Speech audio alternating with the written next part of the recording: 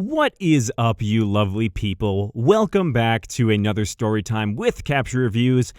I'm so sorry I was not here last week. If you follow me on Twitter, which you definitely should, at Capture Tweets, I tweeted about this. I had to take last week off just because I had way too much on my plate in my personal life, and so I'm very sorry about that, but I'm back, better than ever, ready to do a very special story time because it's a Q&A with you guys, and these are the questions you asked me on my YouTube videos, but also on Twitter, and so I'm actually really excited to answer them so you guys can get to know me a little bit better, kind of just, I don't know, I like interacting with my fans, and you guys are all amazing, so let's get into it.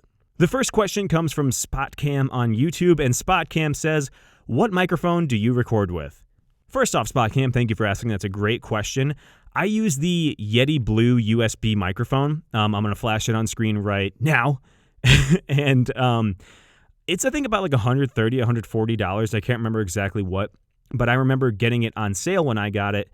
And so I use it to record directly into Final Cut Pro. And then from there, I just add a couple different tweaks just because it doesn't pick up everything I want it to. But my voice is all natural. Like this is not me using some crazy heavy filter or anything. I just put it in there and clean it up just to make sure it sounds better.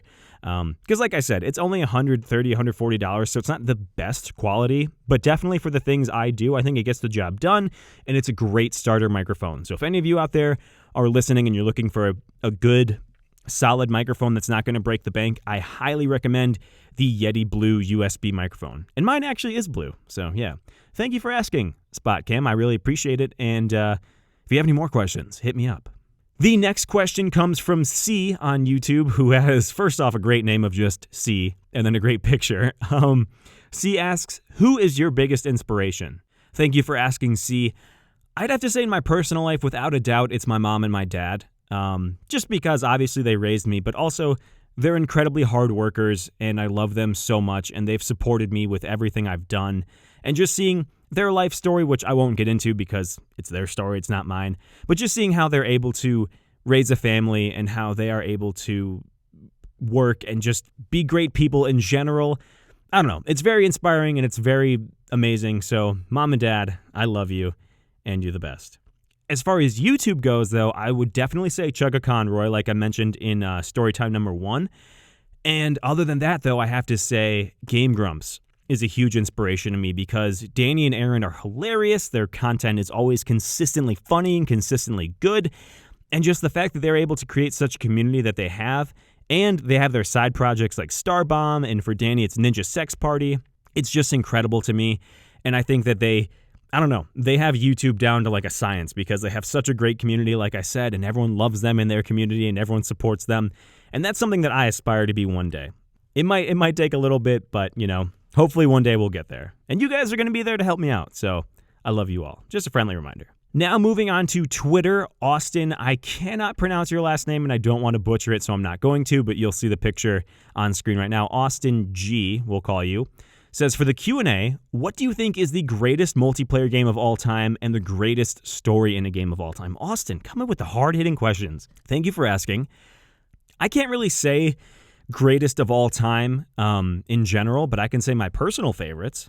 I think my personal favorite greatest multiplayer game of all time would be Call of Duty Modern Warfare 3. And before anyone comes at me with any pitchforks, let me just say, it was a game that I played for hours on end when I was playing it with my friends. And it was one of those games where it's like, get up at 8 a.m., play Call of Duty, go have breakfast, play Call of Duty, go have lunch, and just wash, rinse, repeat the entire day. So for me, that's my personal favorite just because I played it so much and I ran that game into the ground and I knew every little in and out, every little secret about every single map. And so that's personally my greatest multiplayer game of all time. And as far as greatest story in a game goes, that's a tough one too.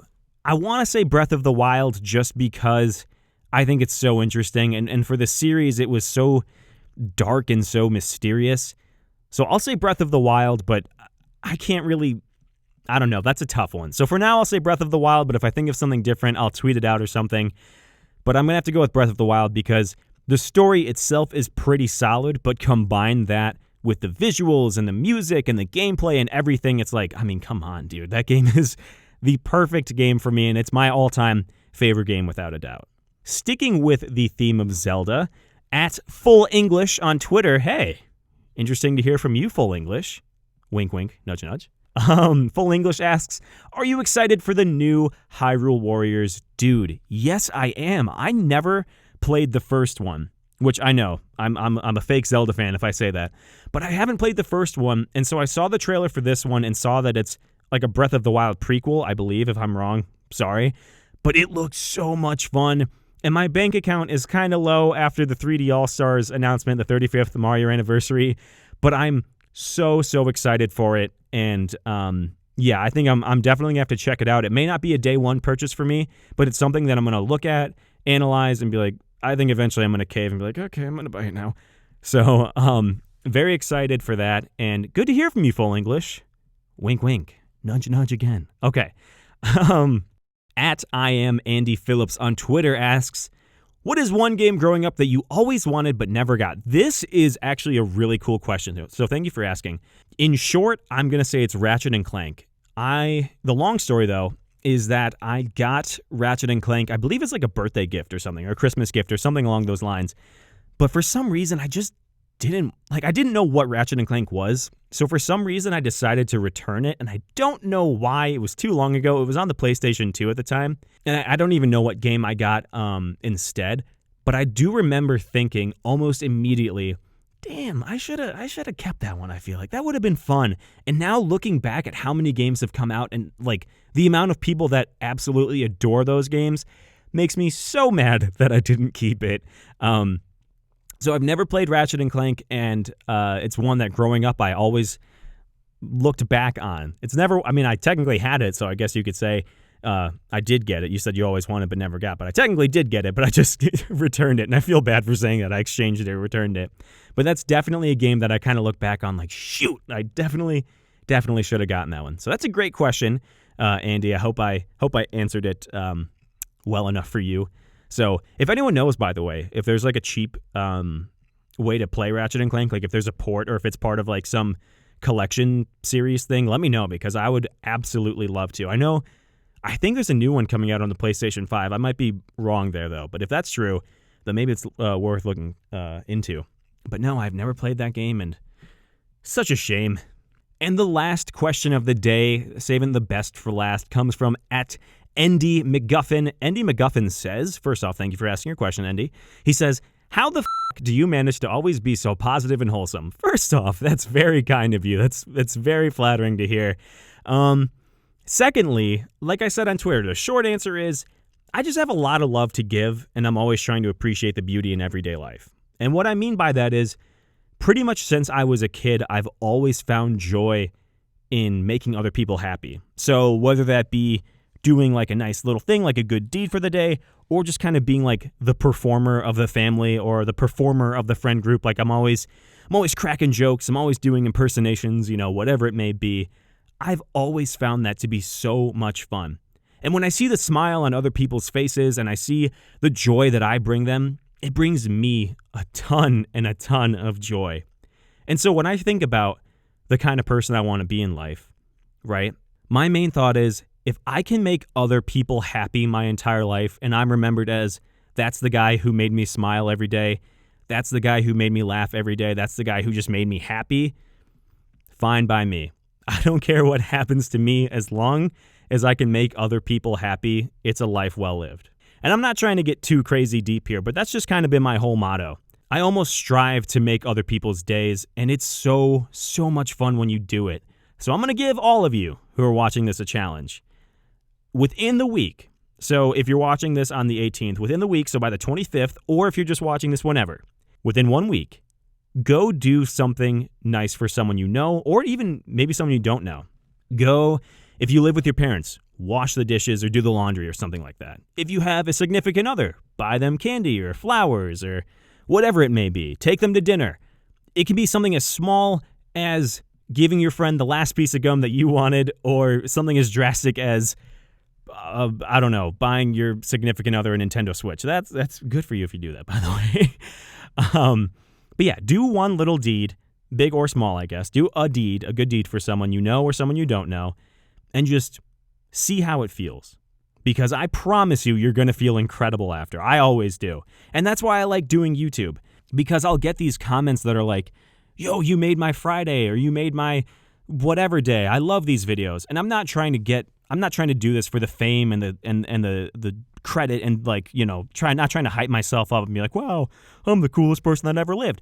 But rather I do it for you people, because if I'm making someone happy for an entire week, for an entire day, for 6 minutes or however long the video is for that week, that's good enough for me. Like, hey, you made me smile today. You made me laugh.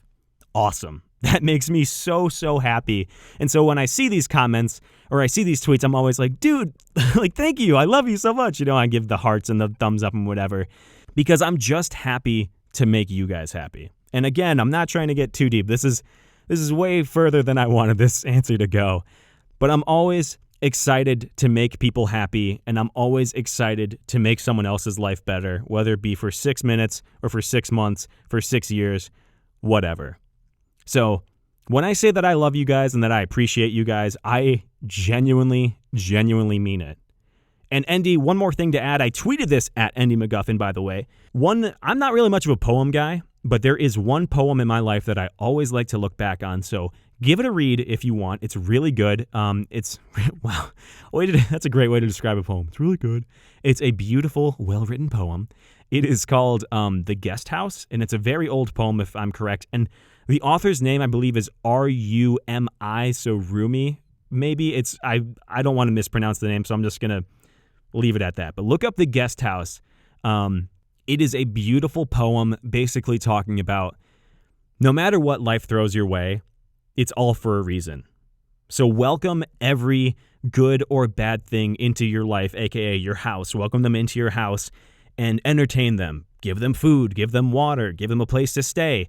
So even if you have something terrible happen to you, that terrible thing might be preparing you for something even better. I'm not doing the poem justice, so you have to read it yourself if you're interested.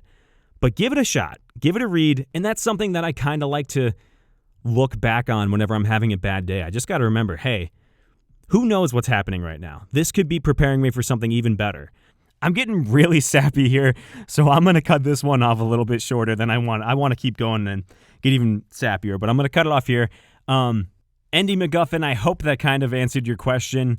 It's kind of a hard one for me to answer because I don't know. I try to think of myself as just like a normal dude, just trying to be nice to other people. So I really do appreciate that, though. The fact that you say I'm so optimistic and wholesome, or positive and wholesome, that's awesome. That brings me so much joy. So thank you.